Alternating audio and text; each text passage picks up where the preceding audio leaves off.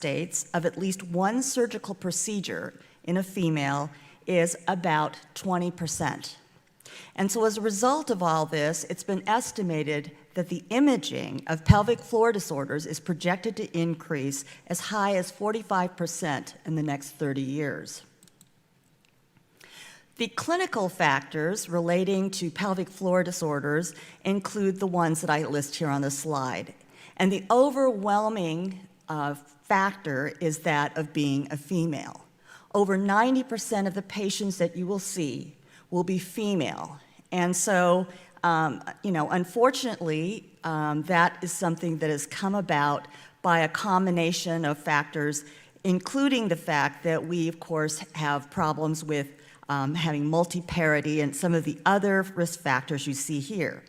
So again, other risk factors include increasing age, increased BMI, multiparity, decreased estrogen and menopause, and poor collagen. Pelvic floor disorders, of course, are caused by weak pelvic floor muscles and supporting structures.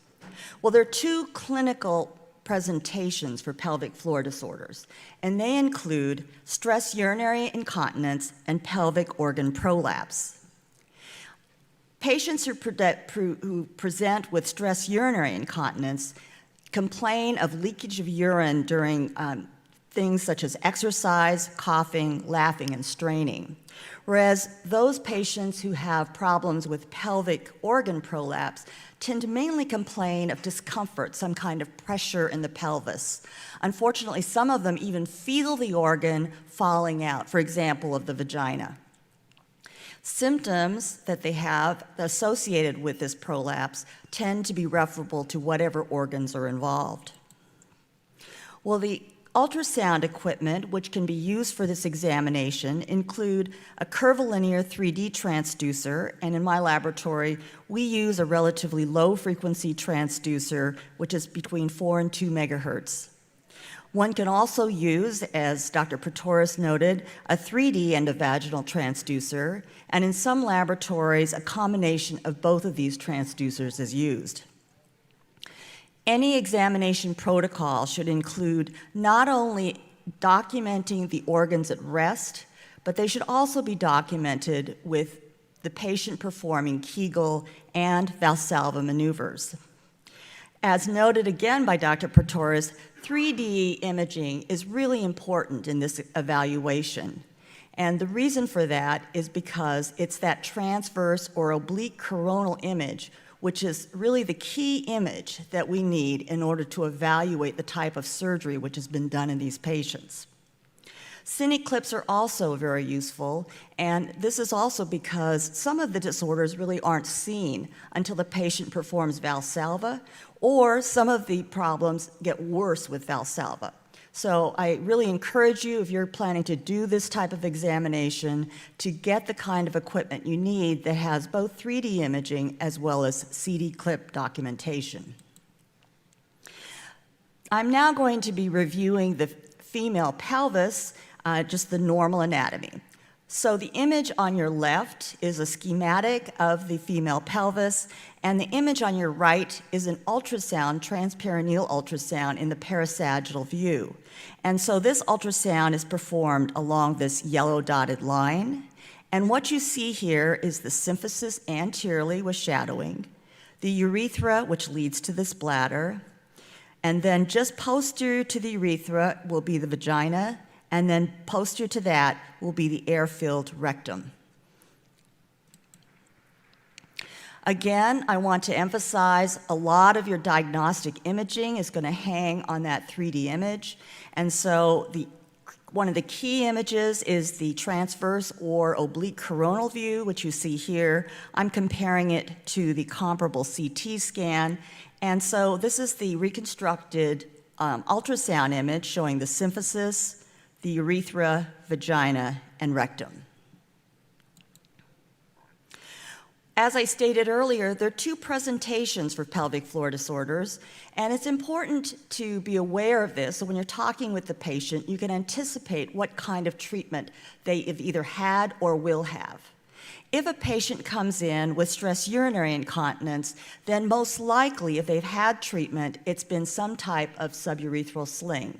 And there are two types of suburethral slings that are performed, that of a retropubic and transobturator tape sling, and the material used looks just like this. In pelvic organ prolapse, because the organ involved generally requires a broader area of support, now you're talking about material which is what we call mesh material, which is this here. And the shape of that mesh depends on the organ involved. This mesh is extremely thin. If you actually feel it, it feels like one layer of gauze. So at this point, I'd now like to turn to the sonographic appearance of these surgical materials. And first of all, I'm going to describe the midurethral sling. Well, both types of slings look the same on the parasagittal exam. So again, this is the midline parasagittal exam with the symphysis anteriorly, the urethra. The vagina has some air, so it's a little bit bright. The rectum is back here. And between the urethra and the vagina, you see there's a short echogenic line. And that is a suburethral sling. And as I said, both types of slings look the same on the parasagittal view.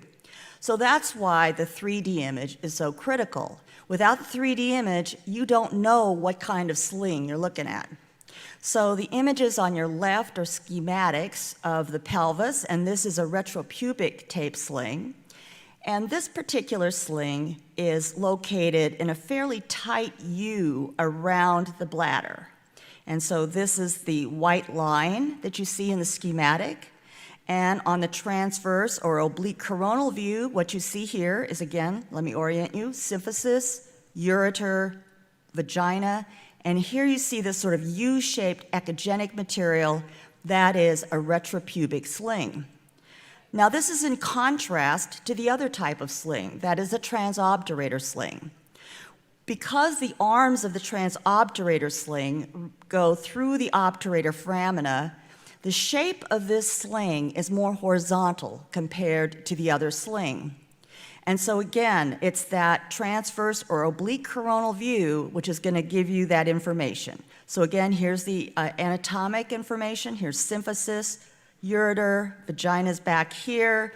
And between the ureter and vagina, you see that this echogenic material is relatively horizontal, and that is the sign of a transobturator sling.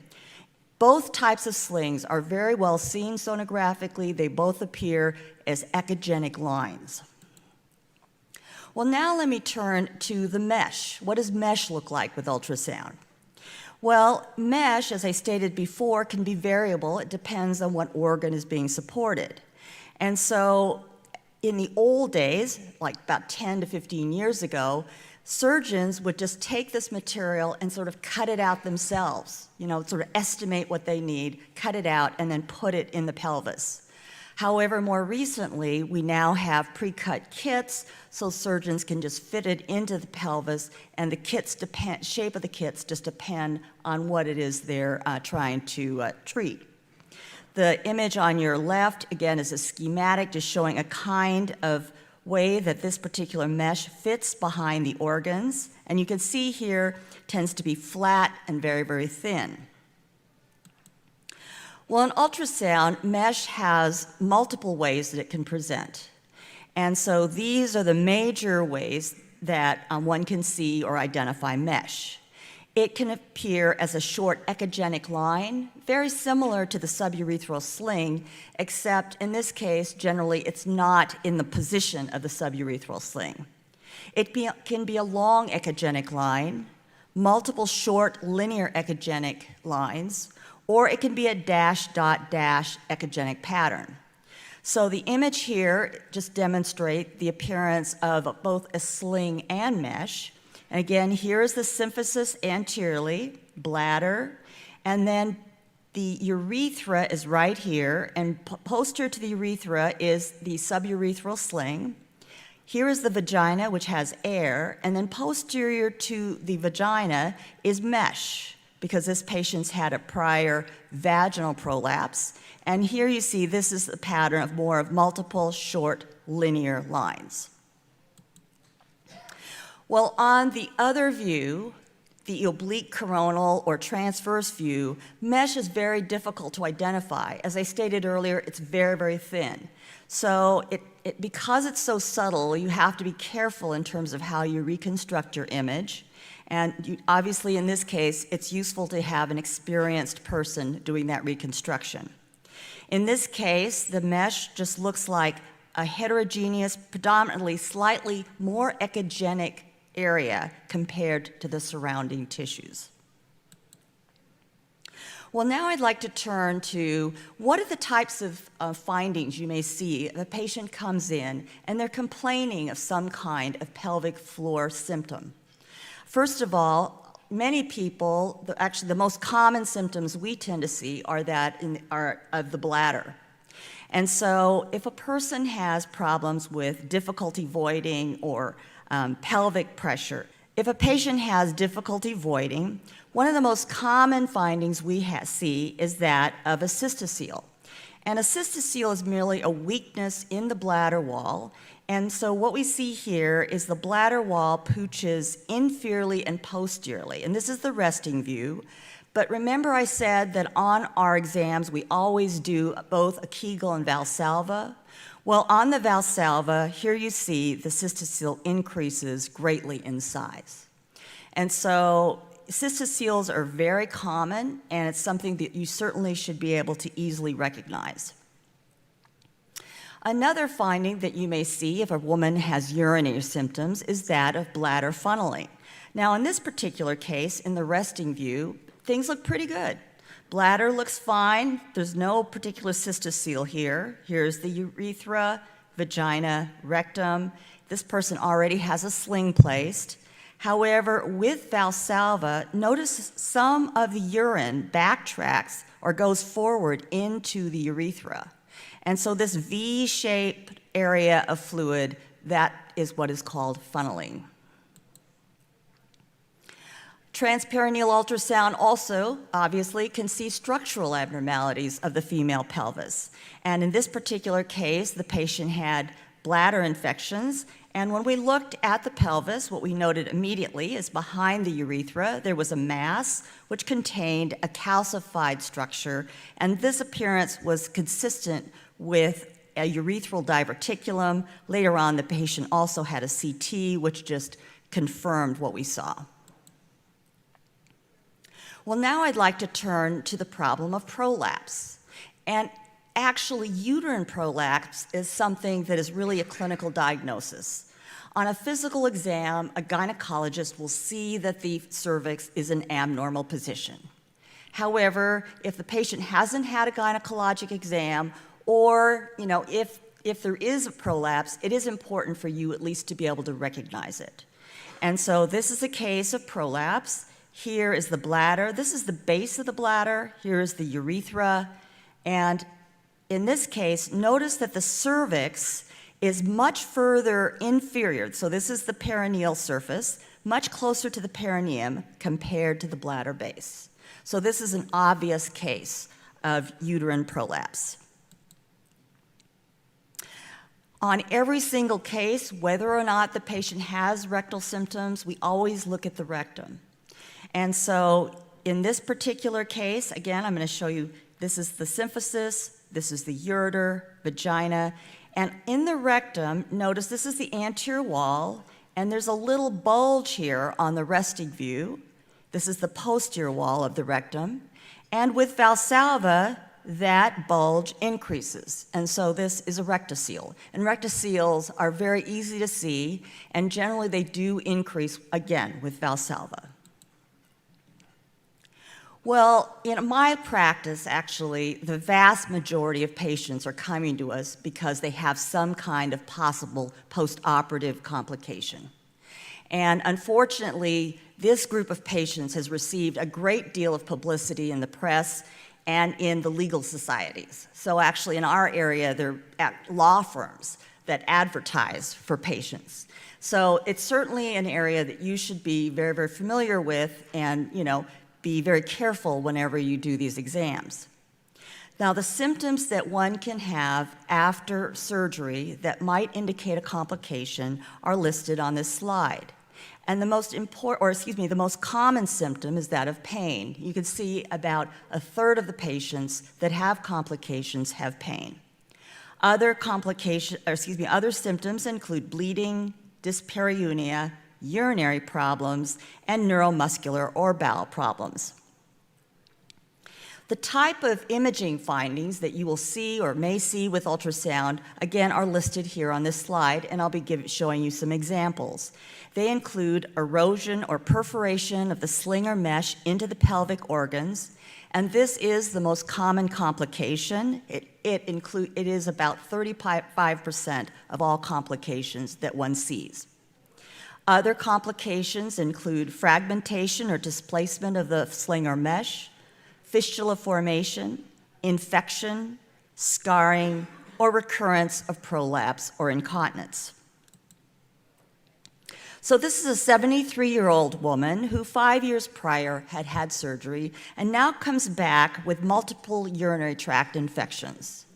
And on her exam, it's clear she's got an abnormal bladder because she has a cystocele, large cystocele.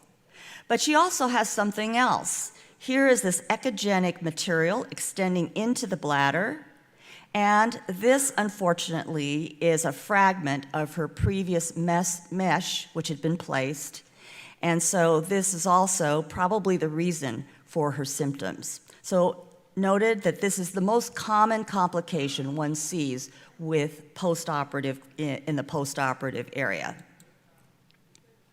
The second woman had very similar presentation with pelvic pain after surgery. In her case, this is an oblique coronal exam. This is the bladder, and on the right side of the bladder, notice we see multiple short echogenic lines. And so what these are fragments from her prior vaginal sling and mesh. And even though these fragments haven't perforated an organ, they commonly cause inflammatory response, especially at these edges, and so are associated with pain. So it is important that if you see fragmentation, that you tell the urologist this. This next patient had urinary leakage, and when we did the transperineal exam, we noted that there was a suburethral sling. This is the urethra, the vagina just behind. And when we looked at it closer, so this is a close-up shot, we noticed that unfortunately this sling had actually perforated the urethra into the vagina, and so had caused a urethral vaginal fistula. So ultrasound, because we see this synthetic material so well, is a great way to be able to problem solve and tell a urologist if there are going to be any problems that they need to try to adjust. This next patient actually came in primarily with urinary problems, and she does have urinary problems. In other words, on her bladder, you notice that she forms a little cystocele with valsalva. However, because of the appearance of the rectum, I then started asking her about her bowel movements. And immediately she said, oh yes, after she had her surgery, she started having real problems being able to evacuate her bowels. And the reason I ask that is because on the resting view, this is what you see. So here's her anterior rectal wall, and notice that it angles down right here. And it turns out she'd had a previous rectocele repair as well as mesh surgery for her urinary issues. And with the valsalva, right at the area of the angulation, there is this little outpouching of the rectum, and so she has a small rectocele. And for her, that was significant because it changed the angle of the rectal canal such that it